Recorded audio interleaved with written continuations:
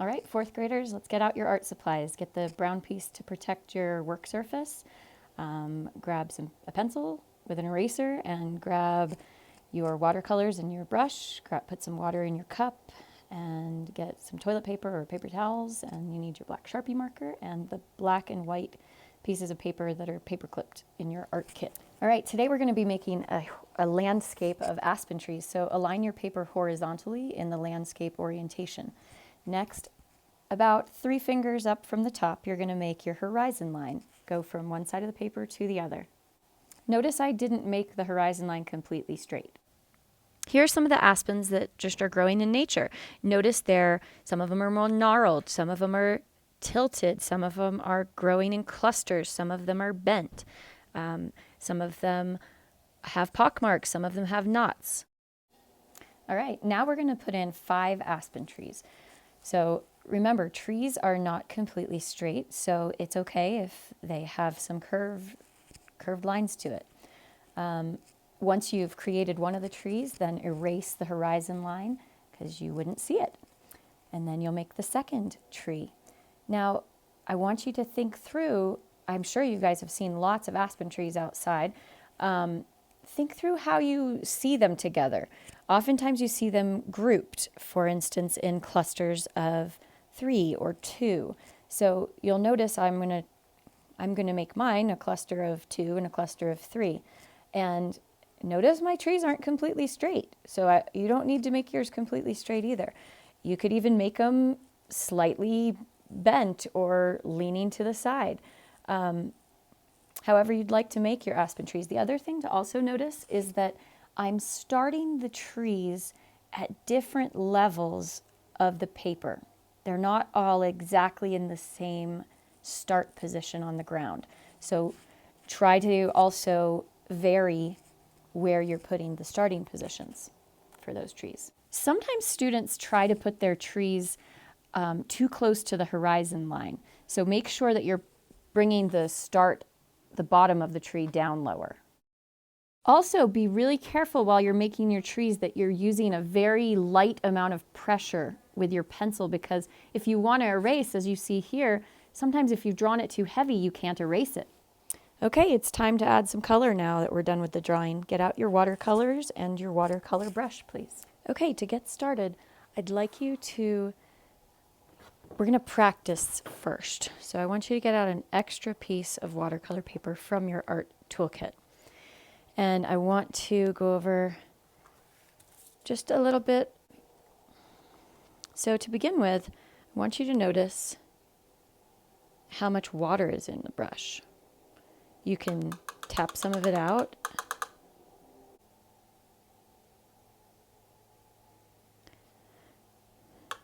So get a feel for how much water is in the brush. When it's really full, I want you to try putting it straight, holding your brush. Sorry, when you hold your brush, you're going to hold it like a pencil. And I want you to try straight up and down, holding it like with all the water. I want you to also try painting with it sideways. So you can get a feel for, oh wow, look at the difference in that line simply by the angle of my brush. Now what I'd like you to do is to try it with a color. So let's go with some blue. Okay, and I want you to try the difference in holding it straight up and down with, I have a pretty good saturation of blue in this brush. Hold it straight up and down and make a straight line down. Okay, same thing, I'm going to get some water and go straight to my watercolor. So I've got a large saturation of water and blue on here. And now I want you to see what happens if you turn it sideways. Okay? What do we learn from this example? We learn holding the brush straight up and down gets you more of a thinner line. We learn that tilting it sideways gets you more of a thicker line. We've also learned that filling your brush with water and putting it straight into the color will add a lot of color to your brush. Now let's see what happens if I dry my brush off, and if there's just some water in here but not I'm not coming with a lot of water to the brush. So this time I want you, instead of filling your brush up sideways, I want you to fill your brush up just by touching it, barely tapping it in there. Look at the difference in the amount of color on the brush. Applying it straight up and down and applying it sideways like that. Okay? See what happens. Get a feel for if you do this to the brush and if you put this much water and if you put this much color on, what's going to happen when you touch the paper.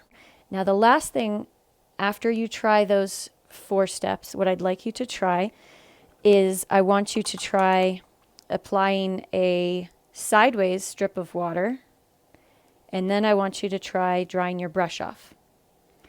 And I want you to try barely getting any blue, just tapping it straight up and down. And then I want you to just touch the blue in one side of that line and see what happens to it. Now you'll notice how the water can pull from that color that you applied, and if you added even more water alongside it, notice how it will continue to pull that color. Okay, so these are just some fun different ways you can play with watercolors. It doesn't just have to all be really super vibrant. Okay, another thing that you can learn is that if you want to make it softer, and if it's too dark, you can tap, tap, tap, and it will help take up the extra water, and it will give it a very soft and muted color. Okay? All right, let's try doing this with something like our trees. So first I want you to draw just a tree shape on your extra watercolor paper. And then I want you to just get some water. You can tap it so it's not too full. And this time we're going to hold it straight up and down because I don't want it to cover the whole tree yet. Okay, and you're just going to stay on the left side of the tree. Just a straight line down. And it can thicken by how much pressure you put on it as you go down. Be careful if your tree is thin. Okay, next I'm going to dry my brush and I'm going to just barely tap the blue. And if you can see how much blue is on there, it's not very much. Okay, and then I'm going to apply this blue line straight up and down again, and look how I'm holding it really low down so I can control it. And I'm going to just add this blue line all the way to the bottom of the tree. Okay, see how light it is? Then I will dry my brush off, and I'm going to pick up a little bit of the brown, just a touch of brown, very little brown. And then I'm going to, again to that same area, apply the brown line as straight as I can next to the blue. Okay. Dry your brush. You're going to grab just a bit of the yellow-green color. See, there's not very much on my brush tip. You have a lot more control of the color when your brush is dry, and when you're holding it straight up and down. Now, see this area in between the blue and the brown line? You're just going to, every so often, dash some of this yellow-green color along it. Okay? And then I will have you rinse your brush off, and you can tap, tap, tap it. And I want you to add straight up and down to that area, and you can press harder this time. And I want you to make this line of water go into about halfway into the tree. Okay, and you'll notice how the color from that you added starts to pull into the tree. Now, if it's still too dark for you, you can very lightly tap that side where you have the color if you want it to not be quite as dark as it is. And if you press harder, it will take up more of the color. Okay? But I want you to notice, remember with aspen trees, they're mainly white in color. So we're not applying much of the color to the whole tree, just to that one area. Now I'd like you to try it on your extra watercolor paper. Draw in the tree.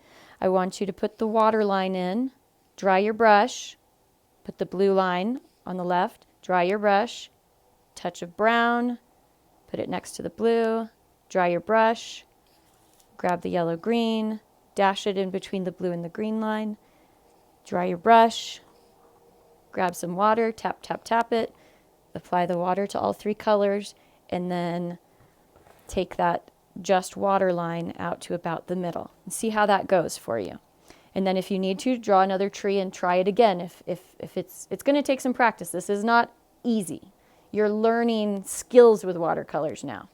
Okay, if you've tried the three colors and it's just frustrating you so much, what I'd like you to try instead is to just use one or two of the colors, whatever. Art doesn't need to be frustrating. Obviously, we're all learning. So I want you to get down the skill of putting the water line in and then drying your brush and just grabbing just a tap of that blue and then applying just a little of it to that left side of the tree. Okay? Now, if that's what makes you happy and that doesn't frustrate you, then what you can do from there is once you've rinsed your brush, you can, tap, tap, tap it. Then if you need to, you can apply just to the halfway point of the tree. Okay, and as you can see, mine's still just a bit too dark in my opinion, so I'm going to dry my brush, and you can turn your brush sideways with a dry brush and look how it takes up some of that extra color that makes it too, feel a little too dark.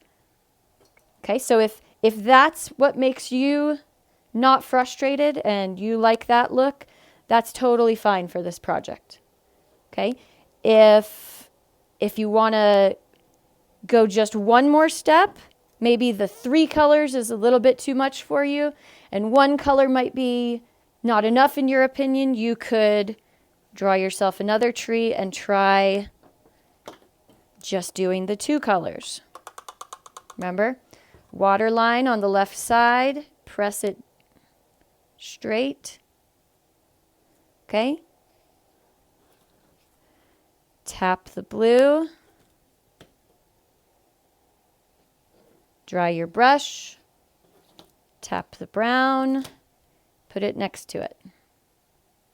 Dry your brush.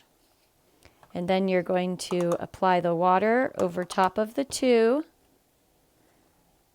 Not all the way flat, but slightly 45-degree angle. Apply the water over the two. And then dry your brush. And from there, you're going to get just plain water and fill in to about halfway point on the tree. And if you get kind of this soupiness, dry your brush off completely, bring it over to your tree and take it sideways down the tree. And that way you still have those colors, but they're not quite so dark. And you can see how I dried my brush again after it and I went again. Now whatever you do, don't scrub with the brush and don't scrub with the paper towel. If you need to make it even more or less, you can try blotting it when it's wet and it'll come up. Okay, so there's some options for you about different. This one has the 3 colors, this one has the 1 color, and this one has the 2 colors. So whatever you can do and whatever you feel comfortable doing, maybe you even like the way it looks better one of the ways. I want you to do that with your 5 trees that you drew. Okay? And to give you an idea that they're all fine, I did them all differently on here. So notice this one and this one have the 3 colors. This one has just the blue. This one has just the brown. This one has a blue and brown combination. So there's no right or wrong to this. I don't want anyone frustrated, and I know this is a new skill, so do what you can do and what you feel comfortable with. All right, now that my trees are dry, and if yours are not quite dry, maybe blow on it or, wave the paper around a bit. Anyway, I'm turning my paper upside down, and I'm going to actually move everything over to the right-hand side. I'm right-handed, and so this is what works for me. If you're left-handed, you might do the opposite of what I suggest. So I'm going to work from the right side over because that's the way I pull my paper. Additionally, you need to consider what 2 colors you want to use for the sky, one for the horizon line area and one for the top of the sky. All right, you got your 5 trees done. Now let's go back to your practice paper. Is to turn it upside down because we're going to work in the sky area. Okay? And let me put a top to this as though it's the top of your paper. All right, so in between these trees, there's a sky area, and you can see that if we hold it straight up and down. So we're going to turn it upside down to work in the sky area. Now the way that we're going to do this is quite different from the way you did the tree area, because remember with the tree area, I had you drying your brush a lot.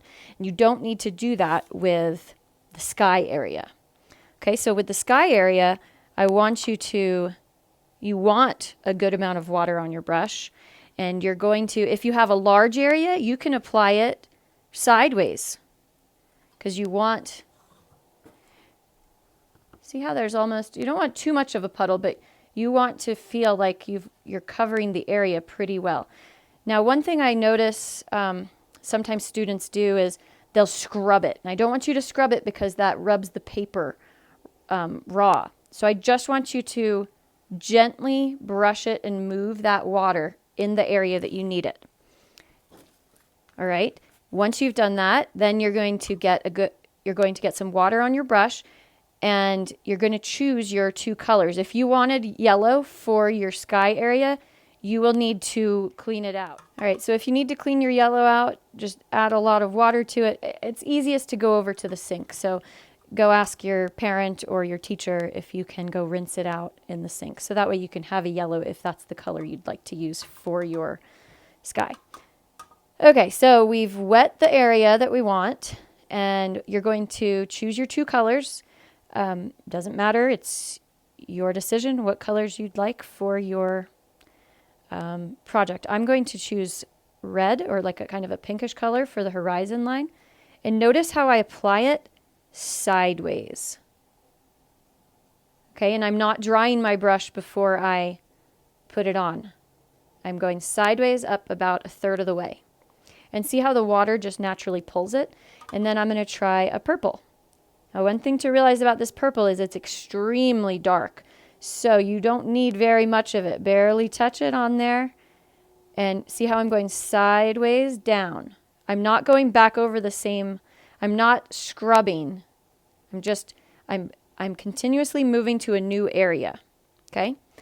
And then the water in the middle just mixes it. Okay, now I want you to move on. Actually, just watch me right now is what you're doing, and then you can try it on your test paper. Okay, then in this area, it's a little bit smaller, so I'm going to try to have more control of my brush, so it's going to be more of a straight up and down. And notice again, I'm not scrubbing my paper. Okay, now I've got the color on there. I'm going to get the water for the watercolor for the horizon line area. And then I'm going to grab the color that I want at the top of the sky. And notice how much darker that is. And I'm not going for that dark. So I'm going to, remember we learned you can dry your brush off and you can soak up that extra water and color. See how I'm kind of rolling it down? You can do it that way, or you can also just blot if you want it to soften the color. All right, now this area is a little bit bigger, but it's still relatively, I need to be careful with my brush, so I'm going to be more straight up and down with it. But remember, I want a decent amount of water. Maybe you can outline the area first and then add the water. But notice I'm not going back and forth on the paper or it will rub it raw. Okay, again, I'm going to apply it side to side, and I don't need to apply it very much because it moves it quite a bit. And if you want to lighten it, you can add some water to it. Okay, then I grab the purple, and I'm going to put the purple color up at the top, and I apply it sideways. And I am going to just blot it at this point because I think that's probably the best move to get a little bit of this extra water off. Then once I've gotten the extra water off, then I will add a little bit more water to it. Again, side to side to help it get a little more diluted. Okay. Same area, I need to hold the brush so that I have good control over it. Notice I'm not scrubbing. Apply the horizon line color sideways and let the water move it. And then I'm going to apply the sky color sideways from the top. And when you use this purple, you're going to need to blot it out because it's just way too vibrant of a purple. Okay, then you can add more water to it and it helps it mix. Okay. Again, if you want to keep it from being too soupy, just lightly tap it to help sop up some of that water. Do not scrub it. All right, this last area is a little bit bigger, so I can turn my brush a little more to cover more area quicker. Okay, again, I didn't scrub it. If you by mistake get water on your trees, just quick dab it. Okay, and then we will grab the horizon color, side to side, up to about a third. Grab the top color. Because it's so potent, I probably don't, well, that one didn't come out too potently, so that's good. And then down to about a third, and if you need to, add a little water in the middle to help them mix. And then once it's done mixing, go kind of tap, tap, tap to it to make it not quite so soupy. All right, and then you've got some beautiful sky. Now, I want you to practice on your practice watercolor piece of paper, and then I want you to go take it and apply it to your real piece of paper. Now, notice here's some other combinations. There's some red or pink at the bottom and some blue at the top. Here's one where there's yellow at the bottom and orange at the top. And this one also, you'll notice the background's much more vibrant. And these, we've made them a little bit more soft and muted. So remember, you can achieve the soft and muted with more of the water and doing the blotting with the paper towel. And the one with the more vibrant colors is more straight color. There is some blotting in the middle though. Okay, once you've practiced it on your practice watercolor piece of paper, then take it and put it on your real piece of paper. Great job. All right, the next step after you've done your trees and you've done your sky, you need to add in the cast shadow in the snow from the trees. You're going to be going all the way off the page from the bottom left of the trees. All the way off the page. And I guess if you want your shadows to go a different direction, that's fine too, but this is how I'm going to be demonstrating it. So what you're going to do is, now this is a very light color of blue. So that should tell you need a lot more water than you do. Let's do the shadows of the trees.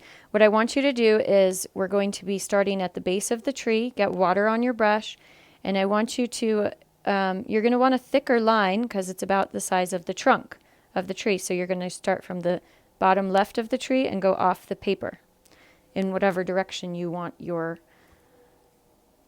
shadow to go. Then you're going to get some more water, put it in the blue, and you're going to rinse off your brush again. That way you make sure there's a good amount of water in the blue because you don't want it to be too vibrant. So see how much I'm putting a good amount of water in the blue now. Because when I tap it, I don't want to pick up a lot of color. I want to pick up more water. Okay, so now I'm going to tap it with a little bit of blue and I'm going to put that blue into the shadow.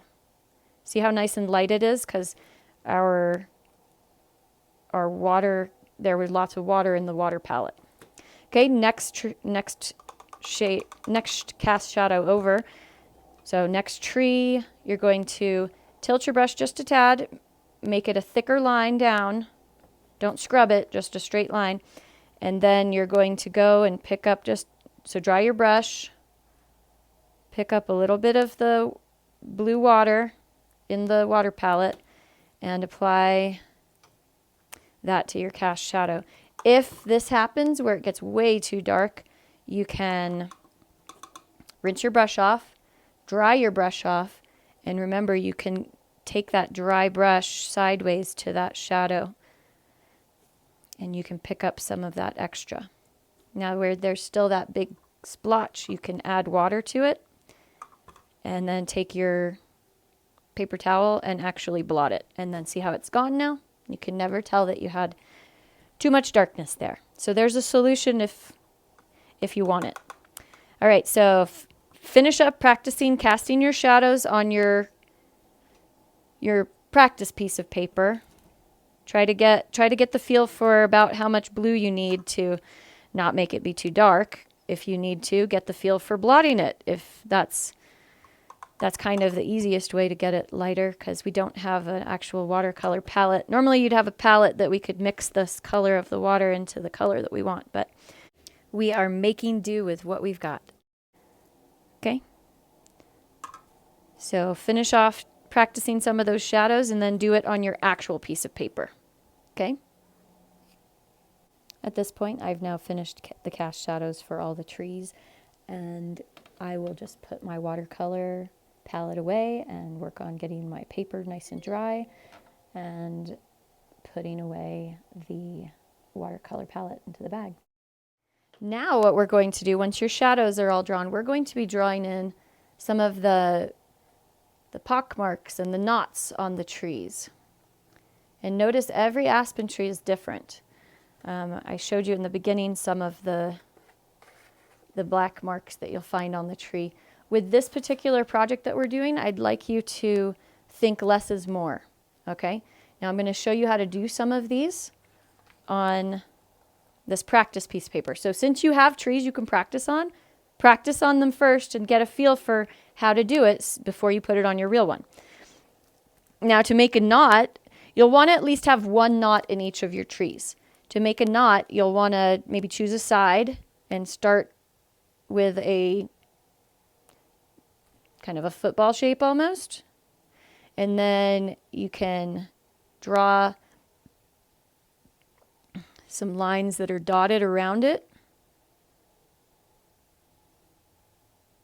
In most of this, I don't want you to go directly from one side to the other. So don't go all the way like that. Okay, what I'd like you to do is I want you to go you could go 3/4 of the way, and notice how I've curved it a bit because it fills in the curved shape of the tree. You could go about 3/4 of the way in on either side. But notice how straight of a line, how continuous of a line that is.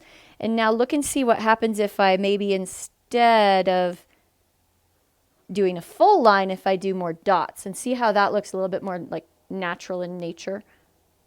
And same with that. You still accomplish similar things, but by not keeping that a continuous curved line and making it more dashed, it looks more natural. Okay, you can also just do some lines in the middle that are slightly curved. Again, you could also do some dots just in the middle, slightly curved. You could decide, maybe this is a tree that has a little bit of disease on it, and you could do something like that. Get a feel on your practice paper for how you might want to make it look, but less is more. And what less is more means is that don't cover up all the beautiful watercolor work you just did. Just do every so often. And you can even see how I kind of lift my pen up as I do it. See how nice and clean that kind of looks? And then if you wanted to add in a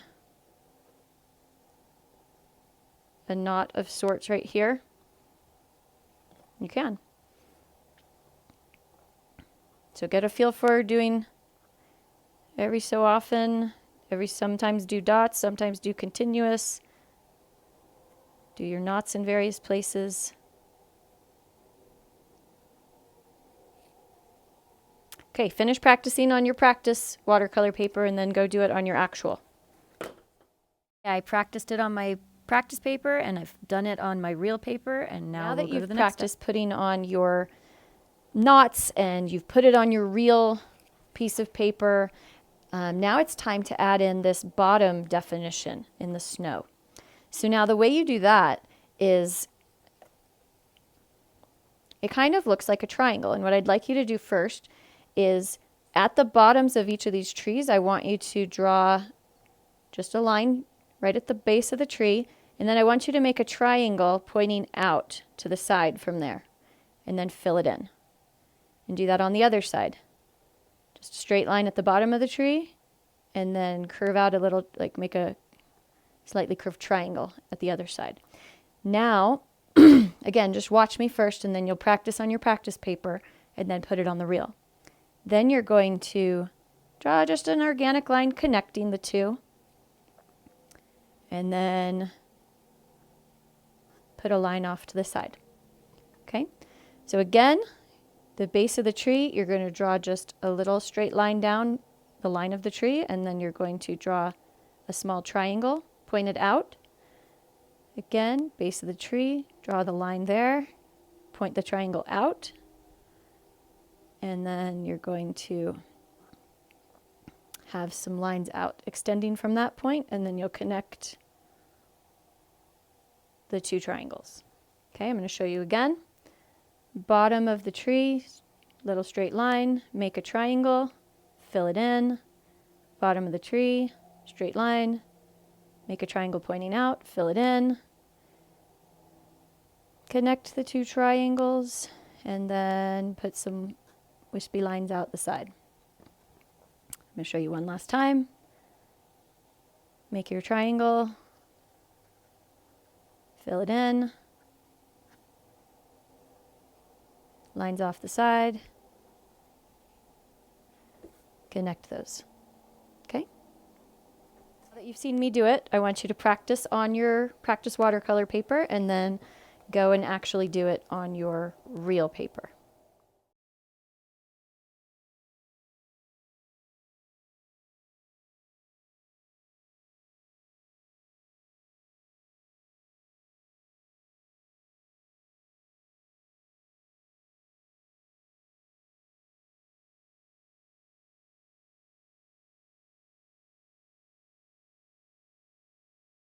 All right, last step, we're going to now add the branches in.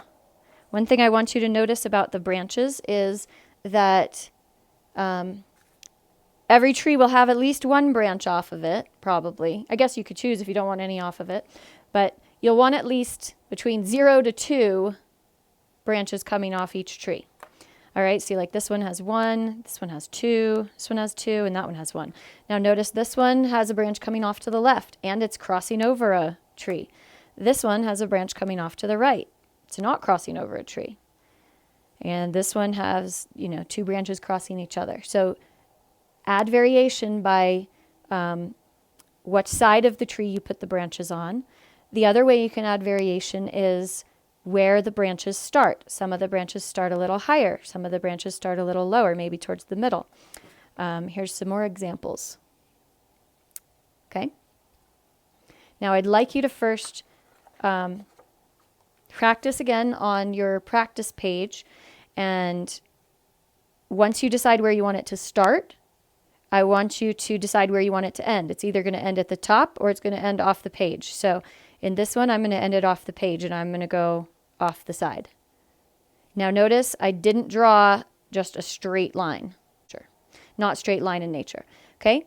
Once you've drawn the one, then you're going to make either a V or a Y. It reminds me of that. See how you're going to make an offshoot branch? And I think it kind of looks like a Y, but some people might say, oh, it's a V. Okay, so then that one I'm going to start on the secondary branch, or on the first branch that I drew, and I'm going to draw in the secondary branch. And again, I'm going off the paper with it. Okay? And this is again on our practice sheet first. All right, now this one I want to try going on the other side, and I'm going to cross over this tree. So I'm going to start it down lower, and I want to cross over that tree and try a branch like that. Okay, I feel comfortable with that, and then I'm going to go off that paper. Okay, and this one I'm going to start up higher. Maybe this one I'll start down here. Okay, so get a feel for drawing in those branches on your practice watercolor paper. Maybe on some of them you want to do 2. That's totally fine. Okay? The other thing that you can also think about is if you are feeling confident with your branches and you want to kind of take it another step more, you can add a little bit more color, a little bit more thickness of color to where the branch would be meeting the trunk of the tree. And you simply do that by, so here's just one line of it. You could kind of maybe make it just slightly thicker at that base. Okay? Or like right here, and you don't have to do this. This is only if you want to. You can make it slightly thicker at the base of where the branch meets the trunk. Same over here. You can just a little bit. Don't make the whole thing super thick. Just a little bit at the base. It gives it just a little bit more definition. Okay? Same right here. If that's something that you want to do and you have time for, go ahead. So you can try that out on your practice page first, and then go and do what you want to do on your actual paper. All right? Go to, have fun. All right, the last step is just to glue that beautiful paper onto the black paper behind it. So get your glue stick out and make sure you cover enough of the paper with the glue and affix it. All right, and to be completely done, don't forget to write your full name and in-person teacher again on the back of the black paper so that we can make sure and still know that it's your project. All right, now it's time to clean up. So put your beautiful paper aside. You need to go wash your brush and your cup out. All right, once you've done that, then make sure your brush is nice and dry and put it back in with your watercolors palette. Zip that up nice and tight so it doesn't dry out. And then dry off your cup and put all of those along with the Sharpie marker back inside your art toolkit. And then don't forget to fold back up your brown piece of paper for the next time you do art. Put it back in your art toolkit. Thanks, I hope you had a great time.